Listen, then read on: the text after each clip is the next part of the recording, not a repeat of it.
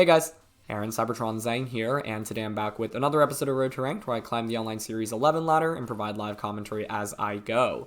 In the last episode, we used a really fun team featuring Seismitoad, so we'll be playing a couple more matches with it today.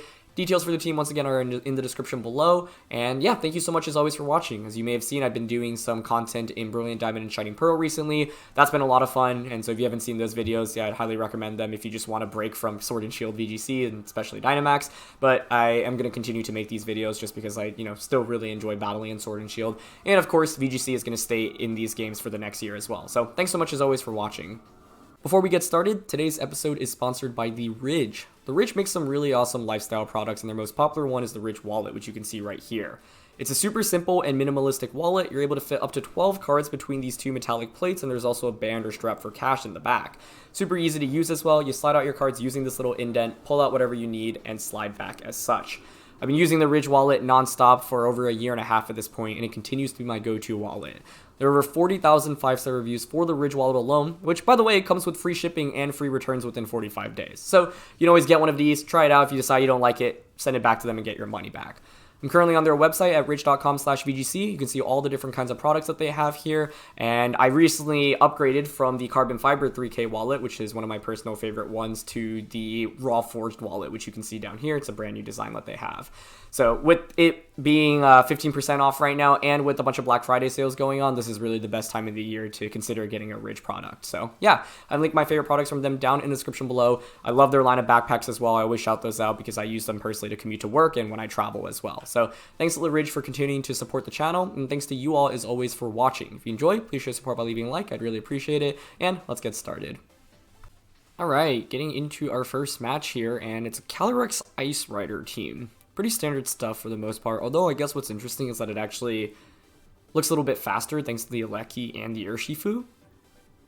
So, how good is Seismitoad here? Amoonguss is the main problem for it, I would say. Kyogre in general is actually very good damage-wise here, and we could just go with Lele and Kyogre. It's actually an incredibly effective lead here, I think. Now, I think if my opponent wants to beat this, they're going to have to go with Regieleki as a lead. But even if they do that, that's fine. Because the idea here is we just deny Trick Room with this, because I can just Dazzling Gleam into Water Spout or Origin Pulse. Normally with that team, you'll lead Instant Mimikyu or Amoonguss Mimikyu to, try to get Trick Room up. Instant can typically click Fake Out on turn 1, but with Lele and Kyogre, we set up Psychic Terrain, so Incineroar cannot Fake Out. Meaning if my opponent leads Incineroar, it gets hard punished. Now, I don't think they will. If I were my opponent, I'd actually probably go with a Regieleki Amoonguss, maybe a Regieleki Urshifu. But even if they do that, it's okay. So I'm going to go Lele, Kyogre, Seismitoad, and then Kartana is pretty interesting. It does wall Calyrex decently well. Yeah, okay, I'm down for that. This also gives me a switch in into Amoonguss if they bring it in, Click Spore, for example. So this is where lead matchups are really important, right? I think if my opponent leads Incineroar plus Mimikyu, the game is actually just over on turn 1 thanks to the Tapu Lele Kyogre lead, so I highly expect them not to lead it, but I think Lele Kyogre is still pretty good, and we can really hard lose to Trick Room if it gets up, so I'd rather just make sure I deny it, even if it means a potentially subpar lead. And they're going to go with the Amoonguss and the Mimikyu. Okay. So this does offer them redirection. This is smart, right? They didn't lead with Incineroar, so Incineroar would just be completely useless for my opponent if they had it here. So I can just pretty easily go for Gleam and Water Spout, but that does mean that Amoonguss actually gets to put something to sleep, but I'm okay with one of my two Pokemon falling asleep if it means I deny Trick Room. Yeah, because they're clearly committed to the Trick Room mode, so it's going to be Mimikyu, Amoonguss, Calyrex, and then probably, if I had to guess, Urshifu is their fourth, just because it's pretty consistent with the Focus Sash. So, yeah, I will just go for Dazzling Gleam here and Water Spout. Now, unfortunately, Amoonguss resists both, but Mimikyus normally don't carry Protect, and that is exactly going to be the case here. So, without Protect here, we'll break the Disguise, and more importantly, Water Spout should get the one-hit KO, thus preventing them from actually clicking Trick Room on turn 1. Okay, there's Water Spout. Nice. Yeah, and that's a KO. Now, this next turn is a little bit awkward, especially because Spore is likely going to go into Kyogre, if I had to guess. And it does give them a free switch into Calyrex Ice Rider. I guess with Calyrex now, you can also just click Trick Room with it, but Calyrex isn't as scary if it doesn't have its weakness policy activated, and Mimikyu is obviously the main thing, like an enable weakness policy with Self-Shadow Sneak. So I think it's a decent trade-off on turn 1. Now, if you're my opponent, you can bring in Calyrex. The thing is whether or not they recognize that it's Choice Specs Tapu Lele, because it still did so little damage into Amoonguss. So if you don't know this team and you do not let it specs, like Amoonguss is in an awkward spot this next turn where it probably feels compelled to just click Protect maybe. Calyrex comes in.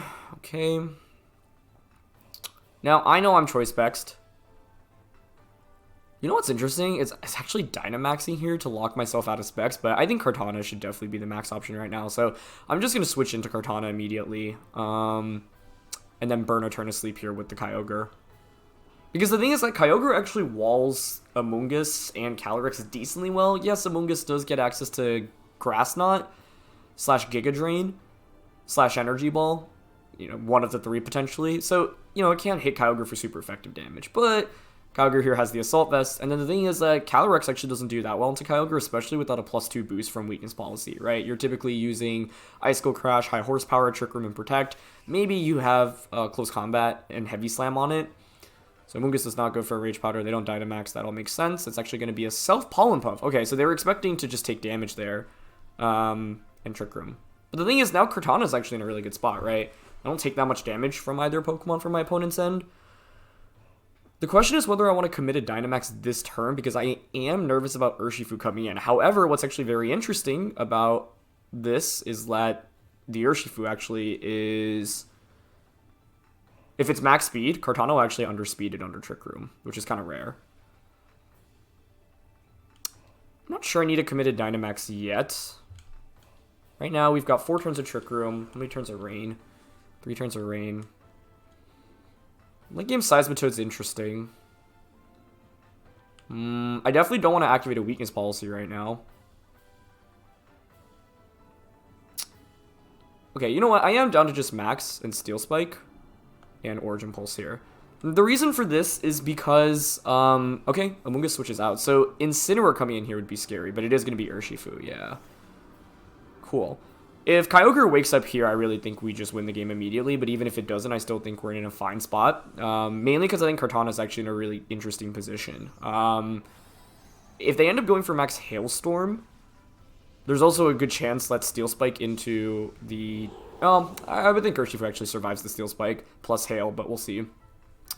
The interesting thing here is if you do Hailstorm and you break your own potential Focus Sash. So I like maxing Kartana here just because I don't think Seismitoad's a great max option. Lele is not a great max option here either. And Kartana is actually pretty defensive with this team. So it's been a while since we've used Dynamax Kartana. So yeah, fun to, you know, re-explore this Pokemon. Okay. They're just going to go for Max Quick. That's perfectly fine. Like, Kartana here is quite defensively bulky, and now I just get more defense boost as well, right? So, that Max Quick actually did a fair amount of damage. That was over 50%, but the nice thing is now, after a Steel Spike defense boost, Kyogre can take another hit. And we managed to wake up, so I really think this should just win us the game, because this ensures that Urshifu goes down, and I get a defense boost. The main way we lose this game is if we activate Weakness Policy on Calyrex, allowing it to snowball out of control. So all we have to do is essentially attack around the Calyrex, target its partners, and we should be good. Now I get a defense boost onto both Pokemon. That's really valuable. Amoonguss is not an offensive threat at all. We're stalling out Trick Room pretty well as well, and I get an attack boost from Beast Boost. So Kartana's looking very, very nice right now. And this is a mark of good team building, right? Like, Kartana and Kyogre synergize so well because Kartana beats a lot of Pokemon that Kyogre might struggle against, and Kyogre also does that.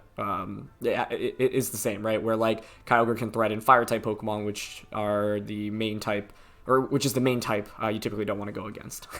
So, jumbling up with my words there. But overall, now we're in really good shape. 3 turns of Trick Room left, but we have a defense boost on both. Amoonguss maybe considers Sporing. I don't really see that much value in switching Kyogre out, especially because we have this defense boost. So I am down to just go for another Steel Spike here, because I just don't think you can really deal damage into Kartana right now if you're my opponent. Kartana is actually pretty defensive with this EV spread, and we have that defense boost. So all I'm going to do is make sure I don't activate a Weakness Policy here, just because that's the one way where I think my opponent can come back. Like, we activate Policy, and then it starts just one-shotting everything turn after turn after turn. And then in addition to getting those one-hit KOs, you also get attack boosts via your ability, right? And then so you just chain and snowball the game so quickly. So that's why I keep targeting around Calyrex. Yes, it's tempting to go for a super effective max steel spike into it, but at the end of the day, at this point, my opponent shouldn't be able to win the game barring a critical hit, and I'm okay with that. Even if they get a crit, I think we just have such a numbers advantage right now. So we'll get another steel spike off here into the Amoonguss. That is going to get the one-hit KO, and that should be game over at this point. So, yeah. I think the main thing here is that my opponent did not go with the Regieleki combination, and I think partially it's because I have Seismitoad on this team, right? So you obviously don't want to bring out a Regieleki when your opponent has a Seismitoad. And for example, if they lead a Leki into our Seismitoad, they're in a really tough spot. So they ended up just going with the Trick Room mode, and even though they went with the Amoonguss rather than Incineroar, because Mimikyu didn't have Protect, it put us in a really, really good position. Honestly, now I'm willing to Steel Spike, I think, because there's, what, 2 turns of Trick Room left? Yeah, so it's like, even if it doesn't KO, I think it should KO, but even if it doesn't, and we activate Weakness Policy, we can just Protect the next turn to stall out the last turn of Trick Room anyway, and then Lele can just Shadow Ball, or Seismitoad can just Muddy Water. So they're going to go for Max Quake here, and they are going to target the Kyogre, so yeah, I mean, in the end, my opponent spent 3 turns of Dynamax just to knock out a Kyogre, right? And I think that is as good as it gets. Calyrex Ice Rider can be a really scary Pokemon, but it's a lot less scary if you denied any attack boosts. And so it's funny, I say that just as it gets an attack boost, but at this point it's a little bit too late for my opponent because we've already stalled out so many turns of Trick Room. And yeah, Kartana comes in and just sweeps everything. So what's really interesting here is Dynamaxing Kartana under Trick Room. That's not something you see super frequently. We did get a little bit fortunate as Kyogre did manage to wake up relatively quickly in this match, and it hit that Origin Pulse. Especially because my opponent did not end up going for Max Hailstorm. But I do think that because our Kartana here is not max speed and actually doesn't have that much speed investment, and we're actually slower than Urshifu if they're max speed, we could have caught our opponents off guard. And because we had a defense boost, like I think we'd have taken a close combat and a Max Hailstorm into the Kartana slot the subsequent turn anyway. So yeah, not every day that you get to sweep with the Kartana under Trick Room, but this happens to be a pretty unique scenario. So super fun game, and let's just keep it going. Alright, next match of the day, and wow, this is really cool. Hawlucha, Inteleon, Thundurus, Lele, Solgaleo, Incineroar. A lot of unconventional stuff here. One thing to worry about is Tapu Lele plus Hawlucha. Tapu Lele sets up Psychic Terrain, Hawlucha often has a Psychic Seed there, so then Burden activates for them and making it super, super speedy. Seismitoad is very interesting here because I actually think it walls a decent amount of my opponent's team while also pressuring with one-hit knockouts onto almost everything, which I think is really neat. Assault Vest Kyogre also pretty good. It's mainly Thundurus that I'm curious about here, but like I don't mind a Whimsicott Kyogre lead. I really like this lead with this team because you set up Tail and you set up the Rain on the same turn, and then both Whimsicott and Kyogre, well, more so Kyogre. Like Kyogre puts on so much pressure offensively. Whereas Whimsicott-like players will often, target down sooner than later as well. So it's like if either goes down, you just get a free switch into Seismitoad. So I think I like the Whimsicott Kyogre Seismitoad core here.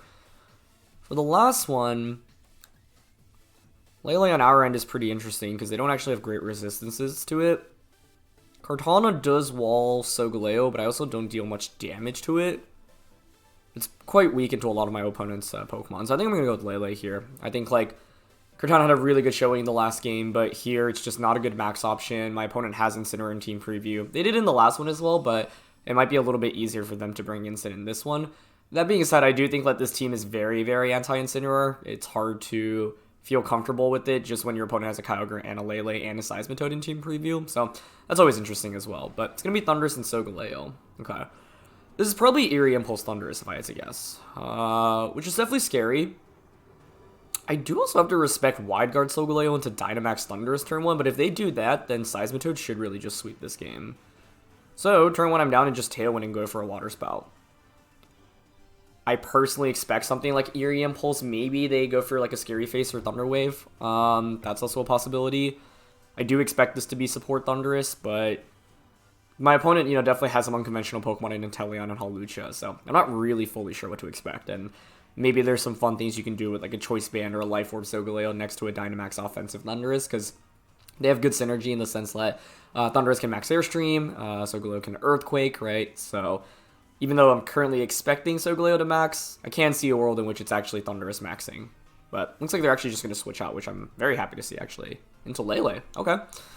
So this is the other thing, right? Leading Kyogre is strong here because my opponent has so few resistances to it. The only real resistance that they have is Inteleon, but I don't even count that as a resistance because Inteleon is so fragile.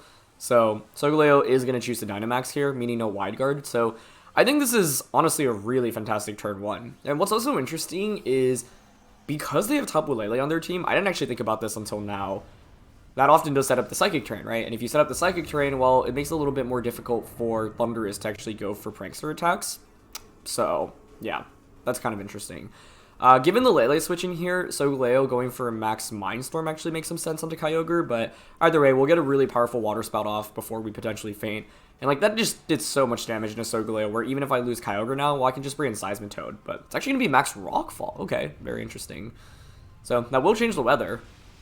Not very much damage in a Kyogre, though. It doesn't even do 50%, which is obviously good news for Kyogre here. So, yeah, this Kyogre is definitely bulkier than the standard Kyogre, which has no bulk. So if you're curious about the spreads for both this and Kartana, there's a paste in the description below. That added bulk really goes a long way, right? Because in that last game, like, we effectively stalled out our opponent's Dynamax with pretty good ease, thanks to Kyogre tanking so many attacks. So yeah, like I said, what's interesting is now Thundurus can't even go for any priority attacks onto us. Because Psychic Terrain is up, Kyogre is grounded, therefore, yeah, you just block any priority attacks from Thundurus. I don't mind going for a Helping Hand and just like an Origin Pulse here. My only fear is missing Origin Pulse, but even if we double miss, I think Seismitoad and Lele are in a fantastic position to close out this game. So, I don't mind going for this. I also don't want to Moonblast and like potentially activate Defiant Thundurus, and yeah, they Scary Face, but yep, this is like the awkward thing about running Tapu Lele on your team as well. So I think the opponent would have been a lot better off if they actually just stayed in turn 1. I wasn't quite sure why they switched out into the Lele. Max Lightning comes out, okay? And that will get the knockout, but oh, you know what? That does allow them to change the terrain, but that's okay because what I'm going to do is I'm just going to bring in Seismitoad, and then I'm going to switch the Whimsicott into Tapu Lele to change the terrain back to Psychic Terrain. So, yeah, the turn 1 switch was interesting, because I think they could have been better off if they actually just went Scary Face and Rockfall into Kyogre immediately, to kind of ignore the Tailwind, and then essentially deal a lot of damage while also preventing me from... Okay, first of all, let's think this. Go into Seismitoad first. Yeah. So yeah, I actually think I got away a little bit lucky on turn 1, and I actually didn't consider a Scary Face into Rockfall on Kyogre specifically on the first turn. That would have resulted in not very much damage being done and the weather being changed. So yeah, that's actually a really strong turn 1 play they could have made. So after the game's over, I want to think about how I could have like beaten that play specifically, but let's focus on the match for where it is right now. So Thundurus just revealed Scary Face. Yeah, I think here we just switch out into Tapu Lele. This sets up Psychic Terrain, so Thundurus really can't do anything. We can Dynamax here, and then I'm just going to max Geyser to set up the Rain, since I don't really need like a special defense boost. So, yeah. And then Thundurus really shouldn't have a way to hit the Seismitoad. Even if it were like offensive Thundurus, you still don't really have great moves, especially for when we're Dynamaxed. So... yeah, this is just to ensure that they can't go for Scary Face for speed control. This is once again the value of having Tapu Lele on this team. You block so many shenanigans from things like Prankster Thundurus, Prankster Whimsicott, Prankster Grimmsnarl. So, yeah. In addition, Lele is also really important with this team for damage. But that Psychic Terrain is also important because, for example, if we don't have Tapu Lele in that first game, my opponent probably can lead Incineroar plus Mimikyu and get Trick Room up, right? Yep, so they go for Scary Face. Perfect. Blocked by Psychic Terrain. And now we change the weather as well. And we get a knockout along the way. Could have gone for a special defense boost there, but I don't mind Rain being up just to ensure we outspeed whatever's in the back. Guess it could be Hawlucha. I guess the only other interesting thing here is if Thundurus was going to faint from one tick of Sandstorm, because then if it were, I could have gone for Max Quake, and that just would have been a double knockout, thanks to the sand. So I'm not sure. But I thought Thundurus had just over, like, 1/16 of its HP. The last one is Inteleon. Okay, that is actually a pretty interesting final Pokemon for them to have, but at this point, we still have a turn of Tailwind. Actually, they might have fainted from Sandstorm. It's really close. Either way, though, I am willing to just Dazzling Gleam here. We've got Whimsicott in the back. So just Gleaming and then Quaking here I think is fine. I guess I could Overgrowth as well. That might be a little bit better, but I didn't want to change the terrain there. So, yeah. either way, though, I think that their team just is a little bit fragile, and turn 1 actually really dictated the course of this battle. They probably switched out to block any shenanigans from Whimsicott, right? Like, by setting up Psychic Terrain, you do prevent me from going for something like Trick with Eject Button, right? Like, what they might have been nervous about was that I had Trick with Eject Button, or Switcheroo with Eject Button on Whimsicott, and Choice Scarf Kyogre, right? Because if I do have that combination, then the Lele switch in actually blocks that perfectly, where I don't get the trick off, and then you also change the weather. So that's like the nice thing about running a Pokemon like Whimsicott, or sometimes even like Grimmsnarl, right? Where your opponent's like left guessing on what moveset you have, and like it's kind of hard to cover for every combination of attacks that they can be running. So I think that is probably my best explanation for why they wanted to switch in Lele turn 1, but we obviously don't have Trick. And yeah, had they actually just gone for Scary Face and Rockfall into Kyogre turn 1, this actually would have been a very, very different game. And so trying to think how I can play around that, as well as the Thundurus potentially being offensive. Because the problem is that Rockfall, well, actually, yeah, like, Rockfall doesn't deal that much damage, but then they'll just Water Spout the subsequent turn. And then I'd probably feel compelled to, like, stay in with Kyogre. I do think, like, since they Dynamaxed on turn 1, and they didn't deal very much damage, like, if they had gone for the Scary Face Rockfall play, like, Kyogre would still hang around with a decent amount of HP, and then I think my goal then is to just stall out their Trick Room. Or sorry, stall out their 3 turns of Dynamax, and then just max with Seismitoad and try to one-shot everything with Seismitoad. Yeah. But I think the main interesting thing there is the counter synergy between Tapu Lele and Thundurus, because as soon as you set up the Psychic Terrain, your Thundurus can't really go for priority attacks nearly as well. So definitely an interesting one, but one in which, like, even though it looked like pretty dominant, I think, like, one turn is all it takes for the momentum to completely swing, and turn 1 is where, like, we got pretty fortunate and just got a lot of free damage off, and they did actually have a pretty strong counter into what I was going for. So yeah, would have been interesting to see how it would have played out, and I think, like, in that scenario, yeah, we just play towards Seismitoad and try to stall out their Dynamax. So let's just keep it going. Alright, getting into this one, and Dragapult Mamoswine. Is this one of TSL Tang's teams that we used towards the end of Series 8? Featuring Weakness Policy, Mamoswine, and Surf Dragapult? I don't remember the team 100%, but I do think this might be it. I'm actually going to quickly double check, because if so, like, we have used this team, and I'll link, either way, I'll link the team that I'm thinking about down in the description below. But yeah, that was a really interesting combo. I just don't remember if it was in Series 8 or not. So, it's also been so long since Series 8. Yeah, I honestly, I think that wasn't a Series 8 team, actually. Either way, I've scrolled back a little too far and I still can't find it. So let's focus on team preview first. Thundurus is the main scary thing here. I think this is actually an interesting game for just Seismitoad and Kyogre immediately, especially because of Assault Vest on Kyogre. Maybe I just want to set up Tailwind, though. Like, one mode we can actually go with is Whimsicott, Tapu Lele, and then Kyogre Seismitoad in the back. I actually like that a little bit more, because the Lele is actually really good as a damage dealer here into my opponent's team, and it also sets up Psychic Terrain, meaning, like, even if they are the, you know, Prankster Thundurus, we can still disrupt and allow them to, or not allow them to just, you know, spam Prankster attacks, for example. Obviously, the one thing we don't really want to go up against with the Lele is the Seismitoad, but that's okay. Sorry, not the Seismitoad, the Zacian. Seismitoad is very good against Zacian. They're going to go Dragapult and Regieleki. Okay, I think this works well for us.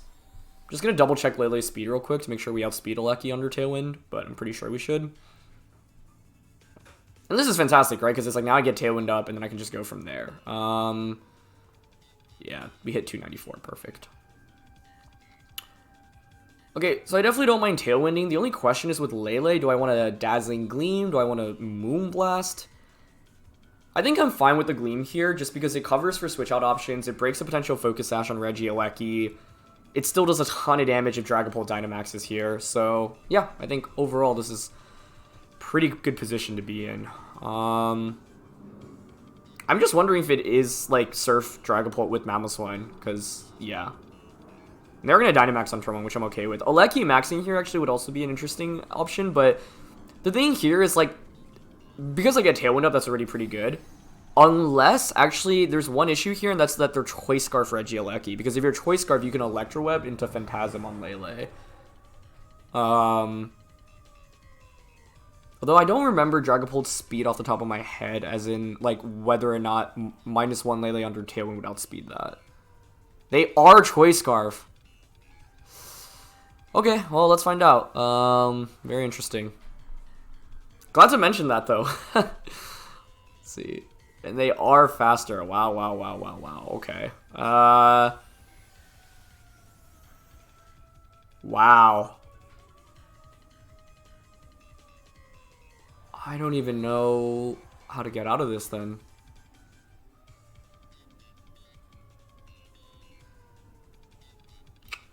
I think the play here is we'll bring out Seismitoad. I can switch Whimsicott into Kyogre to change the weather, thus allowing me to one-shot Regieleki while also outspeeding it. And then this means that then I'll just outspeed my opponent for the subsequent turns in this game. If I were my opponent, I would probably Electro Web and Phantasm the Whimsicott slot. I guess I could also sacrifice Whimsicott. Yeah, that's actually not a terrible idea. The only other thing here is that Aleki could low-key switch into Thundurus, so it might be better to max Geyser just to ensure I pick up the knockout, because I don't think a special defense boost actually matters here anyway.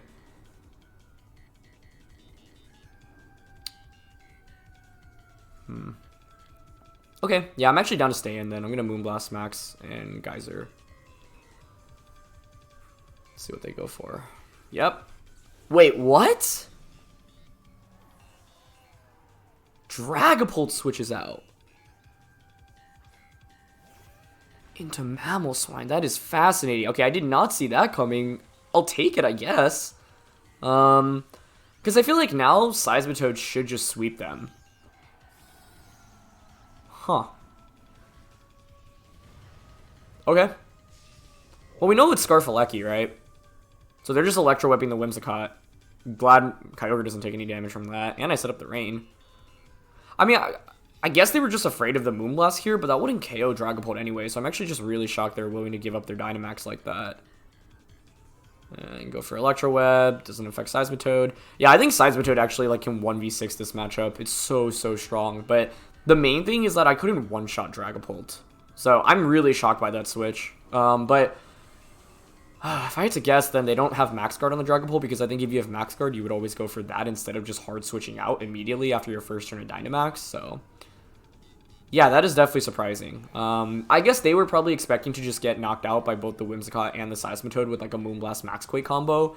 So they were like, I'd rather conserve the Dragapult. But now I know you don't have Thundurus either. They bring in Zacian. You can't even Ice Shard me. So I think this is just the Seismitoad Whimsicott sweep where I can just Moonblast Mamo Quake the Zacian. So yeah, they have no switch-ins into this, right? Like Dragapult will just feint to a Moonblast. Max Quake here will just knock out Zacian. Yeah, this is just a matchup where I think they have very little for Seismitoad, but that's the Dragapult switch definitely was surprising. I was fine though in that position, like even if they had gone for the play I'd expected, which was Electro Web into Phantasm on the Whimsicott slot. We did get lucky dodging that first Electro Web, and like if that first one had connected, then my opponent probably would have stayed in, I would think, with Dragapult. Yeah, so I think what they were nervous about was because they had missed the first Electro Web, now they're thinking, okay, well now your Whimsicott is going to outspeed me, right? And so they can just Moonblast and Max Quake and double up into that slot. But truthfully, like in that position, what I was thinking is even if, yeah, like Max Geyser onto Aleki or any switch in is pretty much a knockout, barring, I guess, them switching in like a defensive Thundurus. Geyser, or I guess Zacian maybe can survive a Life Orb Max Geyser before the rain is actually up. So, yeah, I'm not fully sure. But either way, I think they were just reading into me doubling up into that slot, but I didn't have that much incentive to double up into it, because the thing is that Dragapult in that position, like, you don't one-shot the Seismitoad anyway, right? And so, since you don't one-shot Seismitoad, then I don't have to fully, like, respect it that turn. And I was expecting a double up on a Whimsicott. I lose Whimsicott, I knock out Aleki, and then we just sweep with Kyogre under Tailwind, and then Seismitoad at that point in the match. So, that's what I was going for, but it played out even better because Dragapult just switched out. So, we'll take it, but I think, you know, it's always good to just try to put yourself in your opponent's shoes and try to understand, like, the way they're thinking. And so, that is, I think, how I see their thought process for that specific term. Not sure if that actually is what they're thinking, but makes sense to me. So it's been a fast couple of games. I'll look for one final one here. So I did look back, and yeah, the Mamoswine Dragapult team I was thinking of was not a Series 8 team. I think it was a Series 9 team. So different format, but yeah, that was not the team I was thinking of.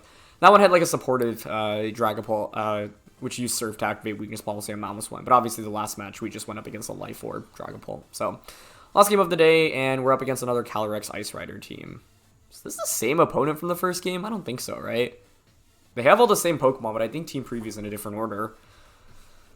Okay, so this will be interesting, going up against the same archetype twice. I will still just go with the same combo of Lele plus Kyogre with Kartana and Seismitoad in the back. I see no reason to deviate from that, especially when it worked so well the first time we went up against this team. It's the same 6 Pokemon, but don't think it's the same trainer. So, yeah. I mean, Calyrex Ice Rider, like, this core is incredibly strong. You know, we've already used Calyrex Ice a bunch, actually, in Series 11, which has also been fun. So, yeah, we'll see. The main question I have here is whether or not, like, Regieleki comes out, because that was the one thing I was nervous about going up against as a lead in our very first match today. So, I'm not sure.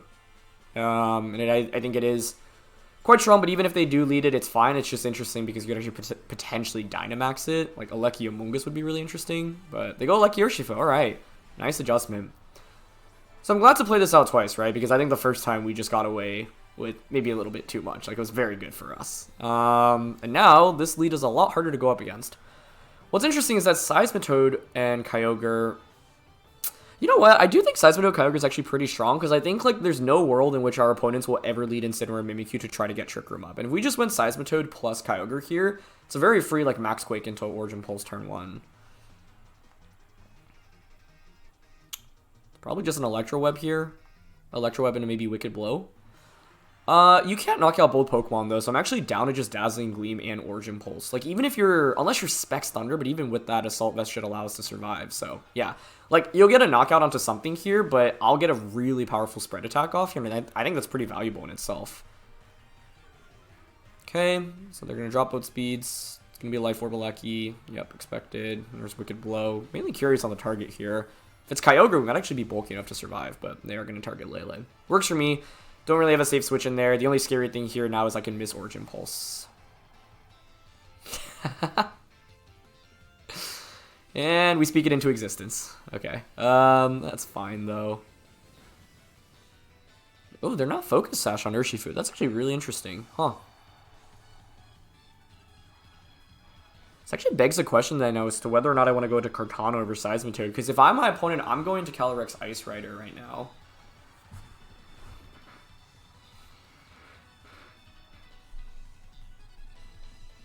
What's their last one going to be? Calyrex and Mimikyu? Obviously that miss really hurts because we had a double knockout right in front of us, but that's okay. With Origin Pulse, you're going to miss a decent amount of the time.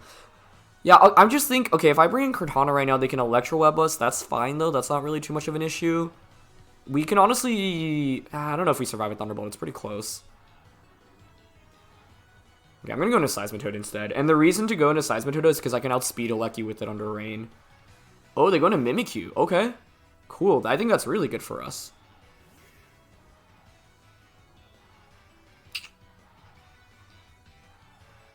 I think here I can get away with Muddy Water.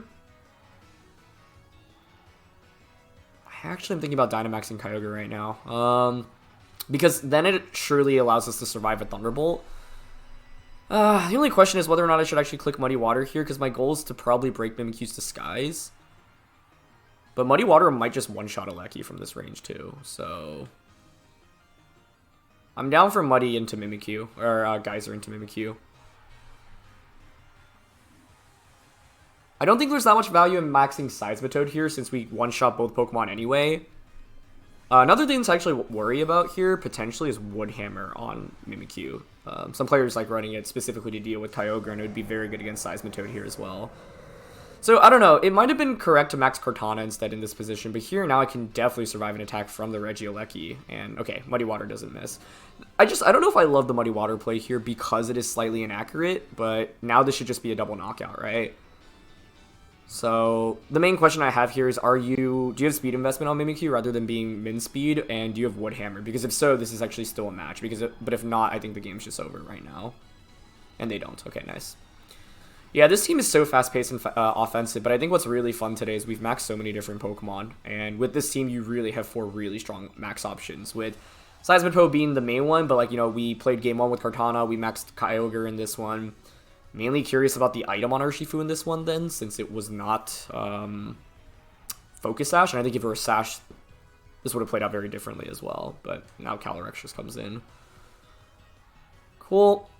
In this position, we just don't want to bother missing, so there's no need to go for, yeah, any inaccurate attacks. Even though Muddy Water is tempting since the rain is up, it's better to just Earth Power and Geyser here. So, this game actually gives me a lot of confidence because even though my opponent went with the Regieleki Urshifu lead, which is probably really good into, or I thought would be good into Kyogre plus Lele, we still just put on so much offensive pressure. So I think this is an example in which, like, we just have a very favorable team matchup relative to my opponent's team composition, right? In the first game that we played against, it was the same Pokemon, but they played it out very differently with the lead matchup and what they had in the bag.